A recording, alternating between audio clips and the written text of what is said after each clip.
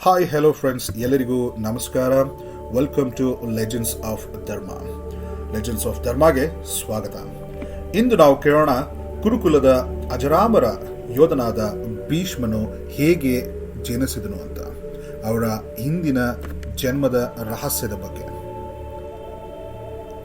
ಹಸ್ತಿನಾಪುರದ ರಾಜ ಶಾಂತನು ಗಂಗೆಯ ರೂಪವನ್ನು ಕಂಡು ಮಾರು ಹೋಗ್ತಾನೆ.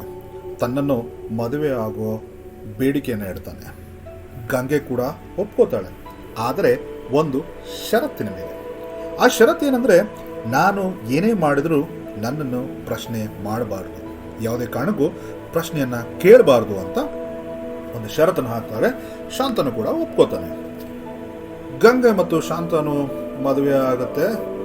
ವರ್ಷ ಕಳೆದ ನಂತರ ಅವರಿಗೆ ಮೊದಲ ಗಂಡು ಮಗು ಜನಿಸುತ್ತೆ. ಆದರೆ ಗಂಗೆ ಮಗುವನ್ನು ತೆಗೆದುಕೊಂಡು ತಕ್ಷಣ ನೀರಿನಲ್ಲಿ ಹಾಕ್ಬಿಡ್ತಾನೆ. ಇದನ್ನ ಕಂಡ ಶಾಂತನು ಬೆಚ್ಚಿ ಬೀಳ್ತಾನೆ, ನಿಶ್ಚಲವಾಗಿ ನಿಂತ್ಕೊಂಡ್ಬಿಡ್ತಾನೆ. ಇದೇ ರೀತಿಯಲ್ಲಿ ತನ್ನ ಮೊದಲ 7 ಮಕ್ಕಳನ್ನ ಗಂಗೆ ಜನಿಸಿದ ತಕ್ಷಣ ನೀರಿಗೆ, ನದಿಯಲ್ಲಿ ಹಾಕ್ಬಿಡ್ತಾಳೆ. ರಾಜ ಶಾಂತನು ಇದನ್ನೆಲ್ಲ ನೋಡ್ತಾ ಇದ್ರು ಏನನ್ನು ಕೇಳೋದಕ್ಕಾಗದೆ, ಅಂದರೆ ಕೊಟ್ಟ ಮಾತನ್ನ ತಪ್ಪಬಾರದು ಅಂತ ಹೇಳಿ ಗಂಗೆಯನ್ನ ಏನನ್ನೂ ಪ್ರಶ್ನೆ ಮಾಡದೆ ನಿಂತ್ಕೊಂಡ್ಬಿಡ್ತಾನೆ. ಎಷ್ಟೇ ದುಃಖ ಆದರೂ ತಡಿತಾ ಇರ್ತಾನೆ, ಆದರೆ ಏನನ್ನು ಕೇಳೋದಿಲ್ಲ. ಗಂಗೆಗೆ 8ನೇ ಮಗು ಆಗತ್ತೆ. 8ನೇ ಮಗುವನ್ನು ಕೂಡ ಅಷ್ಟೇ ನಿರ್ದಾಕ್ಷಿಣ್ಯವಾಗಿ ನೀರಿನಲ್ಲಿ ಬಿಸಾಡಲು ನೀರಿನ ಹತ್ರ ಹೋಗ್ತಾ ಇರ್ತಾಳೆ. ಈ ಬಾರಿ ಶಾಂತನು ತನ್ನ ಮೌನವನ್ನು ಮುರಿತಾನೆ. ಇನ್ನು ನನ್ನ ಕೈಯಿಂದ ಸಹಿಸ್ಕೊಳ್ಳೋದಕ್ಕಾಗೋದಿಲ್ಲ, ಏನು ಮಾಡ್ತಾ ಇದೆಯಾ ನೀನು ಅಂತ ಗಂಗೆಗೆ ಪ್ರಶ್ನೆ ಮಾಡೇ ಬಿಡ್ತಾನೆ. ಅವನ ಕೊಟ್ಟ ಮಾತು ಮುರಿದ ತಕ್ಷಣವೇ ಗಂಗೆ ಒಂದು ನಿಜವನ್ನ ಹೇಳ್ತಾಳೆ ಶಾಂತನಿಗೆ. ಅದೇನಂದ್ರೆ, ಈ ಮಕ್ಕಳು ಸಾಮಾನ್ಯವಾದವಲ್ಲ, ಇವರು ಅಷ್ಟವಸುಗಳು. ಅದರಲ್ಲಿ 7 ಮಂದಿ ತಮ್ಮ ಶಾಪದಿಂದ ಮುಕ್ತರಾಗಿದ್ದಾರೆ. ಈ 8ನೇಯವನು ಪ್ರಭಾಸ. ಇವನು ನಿನ್ನ ಮಗನಾಗಿ ಮಹಾನ್ ಯೋಧನಾಗಿ ಈ ಭೂಮಿನಲ್ಲಿ ಬೆಳೀಬೇಕು ಅಂತ ಹೇಳಿ ಆ ಮಗುವನ್ನ ಶಾಂತನ ಕೈನಲ್ಲಿ ಕೊಟ್ಟು ಗಂಗೆ ಸ್ವರ್ಗಕ್ಕೆ ಹೊರಟು ಬಿಡ್ತಾಳೆ. ಈ ಮಗುವಿನ ಹೆಸರೇ ದೇವರಥ. ಈ ದೇವರಥನೇ ನಮ್ಮ ಮಹಾಭಾರತದಲ್ಲಿ ಭೀಷ್ಮನಾಗ್ತಾನೆ. ಕುರುಕುಲದ ಅಜರಾಮರ ಪ್ರತಿಜ್ಞೆಗಳ ಚಕ್ರವರ್ತಿ, ಧರ್ಮ ಯೋಧ, ಅದ್ಭುತ ಶೂರ ಭೀಷ್ಮನಾಗ್ತಾನೆ. ಈಗೆಲ್ಲ ನಿಮಗೊಂದು ಪ್ರಶ್ನೆ ಹುಟ್ಟಬಹುದು, ಇದೇನಿದು ಶಾಪ, ವಸುಗಳು ಯಾರು? ಈ ಪ್ರಶ್ನೆಗೆ ಒಂದು ಉತ್ತರ ಇದೆ. ಅದರ ಹಿಂದಿನ ಒಂದು ಒಳ್ಳೆ ರೋಚಕವಾದ ಕಥೆ ಇದೆ, ಅದನ್ನು ನಿಮ್ಗೆ ಹೇಳ್ತೀನಿ ಬನ್ನಿ. ಈ ಕಥೆ ಆರಂಭವಾಗೋದೇ ಸ್ವರ್ಗಲೋಕದಿಂದ.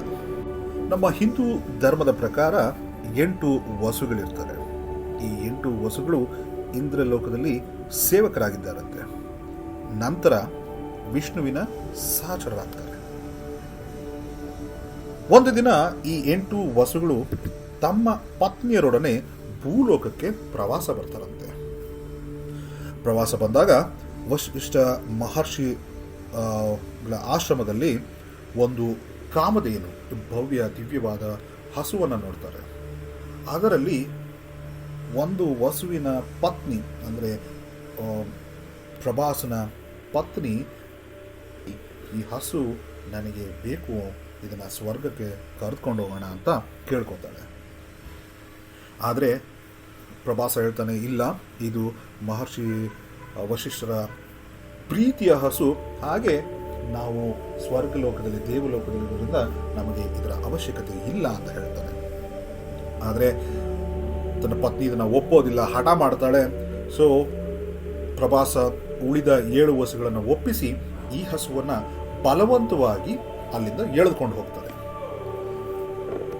ಸ್ವಲ್ಪ ಹೊತ್ತಾದ ನಂತರ ಮಹರ್ಷಿಗಳು ಬರ್ತಾರೆ. ಬಂದು ತಮ್ಮ ಪ್ರೀತಿಯ ಕಾಮಧೇನುವನ್ನು ನೋಡ್ತಾರೆ. ಅಲ್ಲಿ ಇರೋದಿಲ್ಲ. ಇದೇನು ಅಂತ ತಮ್ಮ ದಿವ್ಯ ದೃಷ್ಟಿಯಿಂದ ಏನಾಗಿರಬಹುದು ಅಂತ ನೋಡಿದ್ರೆ, ಅದನ್ನ ಈ 8 ವಸುಗಳು ಬಲವಂತವಾಗಿ ಕರ್ಕೊಂಡೋಗಿರುವ ಒಂದು ದೃಶ್ಯ ಕಾಣುತ್ತೆ. ಇದರಿಂದ ತುಂಬ ಕೋಪಗೊಂಡ ಮಹರ್ಷಿಗಳು ತಕ್ಷಣ ಅವ್ರಿಗೊಂದು ಶಾಪ ಕೊಡ್ತಾರೆ. ಎಲ್ಲ 8 ವಸುಗಳಿಗೂ ಒಂದು ಶಾಪ ಕೊಡ್ತಾರೆ. ನೀವು ಎಲ್ಲರೂ ಭೂಲೋಕದಲ್ಲಿ ಮಾನವರಾಗಿ ಹುಟ್ಟಬೇಕು, ಅಲ್ಲಿನ ಸುಖ ದುಃಖವನ್ನು ಅನುಭವಿಸಿ ನಂತರ ಮೋಕ್ಷವನ್ನು ಪಡಿಬೇಕು ಅಂತ ಒಂದು ಶಾಪವನ್ನು ಕೊಡ್ತಾರೆ. ಇದನ್ನು ತಿಳಿದ ವಸುಗಳು ಪಶ್ಚಾತ್ತಾಪದಿಂದ ಓಡಿ ಬಂದು ವಶಿಷ್ಠರನ್ನ ಕ್ಷಮೆ ಕೇಳ್ತಾರೆ. ಈ ಪಾಪವನ್ನು, ಈ ಶಾಪವನ್ನು ಹಿಂತೆಗೆದುಕೊಳ್ಳೋಕೆ ಕೇಳ್ಕೊತಾರೆ. ಆದರೆ ವಶಿಷ್ಠರು ಹೇಳ್ತಾರಂತೆ, ನಾನು ಈ ಕೊಟ್ಟ ಶಾಪವನ್ನು ಹಿಂತೆಗೆದುಕೊಳ್ಳೋದಕ್ಕಾಗೋದಿಲ್ಲ, ಆದರೆ ಇದರ ಪರಿಣಾಮವನ್ನು ನಾನು ಕಡಿಮೆ ಮಾಡ್ಬೋದು ಅಂತ ಹೇಳಿ ಅದಕ್ಕೊಂದು ಮಾರ್ಗವನ್ನು ಹೇಳ್ತಾರೆ. ಅದೇನೆಂದರೆ, ನೀವು ಎಲ್ಲ ವಸುಗಳು ಗಂಗೆ ಹತ್ರ ಹೋಗಿ ಅವಳು ನಿಮಗೆ ಜನ್ಮ ಕೊಡುವಂತೆ ಕೇಳಿಕೊಳ್ಳಿ. ಜನ್ಮ ಕೊಟ್ಟ ನಂತರ ನಿಮ್ಮನ್ನು ನೀರಿಗೆ ಬಿಸಾಡಬೇಕು ಅಂತ ಕೇಳ್ಕೊಳ್ಳಿ.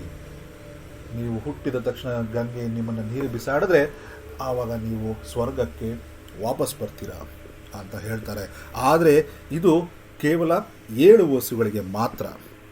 ಯಾಕಂದರೆ ಪ್ರಭಾಸ ಹಸುವನ್ನು ಕದ್ದಿರೋದ್ರಿಂದ ಅವನು ತನ್ನ ಜೀವನವನ್ನು ಭೂಲೋಕದಲ್ಲಿ ದೀರ್ಘವಾಗಿ ಬಾಳಲೇಬೇಕು, ಅಲ್ಲಿನ ಸುಖ ದುಃಖವನ್ನು ಅನುಭವಿಸಲೇಬೇಕು ಅಂತ ಹೇಳಿ ವಸುಗಳನ್ನ ಗಂಗೆ ಹತ್ರ ಕಳಿಸ್ತಾರೆ.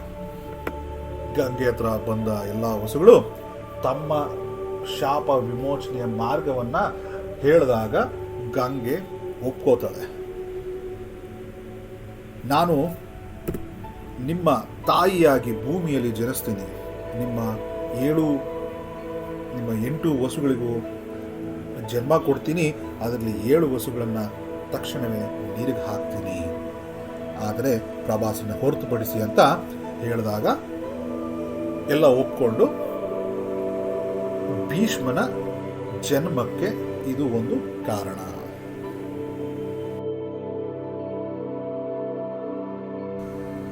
ಗಂಗೆ ಎಲ್ಲ 7 ವಸುಗಳ ಶಾಪವನ್ನು ಮುಕ್ತಿಗೊಳಿಸಲು ಭೂಮಿಯಲ್ಲಿ ಜನಿಸೋದಕ್ಕೆ ಒಪ್ಕೋತಾಳೆ. ನಂತರ ಹುಟ್ಟಿದ 7 ಮಕ್ಕಳನ್ನು ನೀರಿಗೆ ಬಿಡೋದಕ್ಕೆ ಒಪ್ಕೋತಾಳೆ. ಸೊ ಹೀಗೆ ಫ್ರೆಂಡ್ಸ್, ನಿಮಗೆಲ್ಲ ಅರ್ಥ ಆಗಿದೆ ಅಂದ್ಕೊಂಡಿರ್ತೀನಿ. ಗಂಗೆ ತನ್ನದೇ ಆದ ಮಕ್ಕಳನ್ನು, ತನಗೇ ಹುಟ್ಟೋ ಮಕ್ಕಳನ್ನು ನೀರಿನಲ್ಲಿ ನಿರ್ದಾಕ್ಷಿಣ್ಯವಾಗಿ ಯಾಕೆ ಬಿಸಾಡ್ತಾ ಇದ್ವು ಅಂತ. ಸೊ ಇವಾಗ ಬನ್ನಿ ನೋಡೋಣ ನಮ್ಮ ದೇವರಥ ಭೀಷ್ಮ ಹೇಗಾಗ್ತಾನೆ ಅಂತ. ಭೀಷ್ಮ ಅಂದರೆ ದೇವರಥ ದೊಡ್ಡವನಾಗ್ತಾ ಇರಬೇಕಾದ್ರೆ ತಂದೆ ಶಾಂತನು ಮತ್ಸ್ಯಗಂಧೆ ಸತ್ಯವತಿ ಮೇಲೆ ಪ್ರೀತಿ ಬೀಳ್ತಾನೆ, ಮದುವೆ ಆಗಬೇಕು ಅಂತ ಅನ್ಕೋತಾನೆ. ಸತ್ಯವತಿಯ ತಂದೆ ಇವಾಗ ಮತ್ತೆ ಶಾಂತನಿಗೊಂದು ಷರತ್ತನ್ನು ಹಾಕ್ತಾರೆ. ಅದೇನೆಂದರೆ, ತನ್ನ ಮಗಳಿಗೆ ಜನಿಸಿದ ಮಗನನ್ನೇ ರಾಜ್ಯದ ರಾಜನಾಗ ಮಾಡಬೇಕು ಅಂತ. ಅಂದರೆ ಇಲ್ಲಿ ಭೀಷ್ಮನಿಗೆ ಪಟ್ಟಾಭಿಷೇಕ ಮಾಡಬಾರ್ದು, ತನ್ನ ಮಗಳಿಗೆ ಜನಿಸುವಂಥ ಮಗನಿಗೆ ರಾಜನಾಗಬೇಕು ಅಂತ ಹೇಳ್ತಾನೆ. ಇದನ್ನು ತಿಳಿದ ದೇವರಥ ತಂದೆಯ ಸಂತೋಷಕ್ಕಾಗಿ ಮನುಕುಲದಲ್ಲಿ ಅಸಾಧ್ಯವಾದ, ಮಾನವ ಕುಲದಲ್ಲೇ ಯಾರೂ ಮಾಡಿರದಂಥ ಒಂದು ಪ್ರತಿಜ್ಞೆ ಮಾಡ್ತಾನೆ. ಅದೇನೆಂದರೆ, ನಾನು ಸಿಂಹಾಸನವನ್ನು ಬಯಸೋದಿಲ್ಲ, ನನ್ನ ತಂದೆಯ ಸಂತೋಷಕ್ಕಾಗಿ ನಾನು ಜೀವನ ಪೂರ್ತಿ ಬ್ರಹ್ಮಚರ್ಯದಲ್ಲಿ ಇದ್ದು ಬಿಡ್ತೀನಿ ಅಂತ ಒಂದು ಘೋರವಾದ, ಭೀಕರವಾದ ಒಂದು ಪ್ರತಿಜ್ಞೆ ಮಾಡಿಬಿಡ್ತಾರೆ. ಇದಾದ ತಕ್ಷಣವೇ ದೇವರುಗಳು ದೇವರಥನನ್ನ ಭೀಷ್ಮ ಎಂದು ಕರೆದು ಆಶೀರ್ವಾದ ಮಾಡ್ತಾರೆ. ಭೀಷ್ಮ ಅಂದರೆ ಭೀಕರ ಪ್ರತಿಜ್ಞೆ ಮಾಡಿದವನು. ಹೀಗೆ ಫ್ರೆಂಡ್ಸ್, ಭೀಷ್ಮನ ಜನ್ಮ ರಹಸ್ಯ ಹೇಗಾಯಿತು ಅಂತ ನಿಮಗೆ ತಿಳಿಸ್ಕೊಟ್ಟಿದ್ದೀನಿ. ಭೀಷ್ಮನ ಜನ್ಮ ರಹಸ್ಯ ನಮಗೆ ಹೇಳೋದೇನೆಂದರೆ, ಶಾಪಗಳ ಹಿಂದೆ ಕೂಡ ಒಂದು ದಿವ್ಯ ಉದ್ದೇಶ ಇರುತ್ತೆ. ಧರ್ಮಕ್ಕೆ ಕಟ್ಟಿಟ್ಟವನು ಶಾಶ್ವತವಾಗಿ ಗೌರವವನ್ನು ಪಡೀತಾನೆ. ಒಬ್ಬನ ನಿಷ್ಠೆ ಒಂದು ಪೀಳಿಗೆಯ ಭವಿಷ್ಯವನ್ನೇ ಬದಲಾಯಿಸ್ಬಿಡುತ್ತೆ. ಈ ಕತೆ ನಿಮಗೆ ಇಷ್ಟ ಆಗಿದ್ರೆ ಲೈಕ್ ಮಾಡಿ, ಶೇರ್ ಮಾಡಿ, ನಮ್ಮ ಲೆಜೆಂಡ್ಸ್ ಆಫ್ ಧರ್ಮ ಅನ್ನು ಸಬ್ಸ್ಕ್ರೈಬ್ ಮಾಡಿ. ಮುಂದಿನ ಭಾಗದಲ್ಲಿ ಮತ್ತೊಂದು ದಿವ್ಯ ಕಥೆಯೊಂದಿಗೆ ಭೇಟಿಯಾಗೋಣ. ಅಲ್ಲಿ ತನಕ ಟೇಕ್ ಕೇರ್.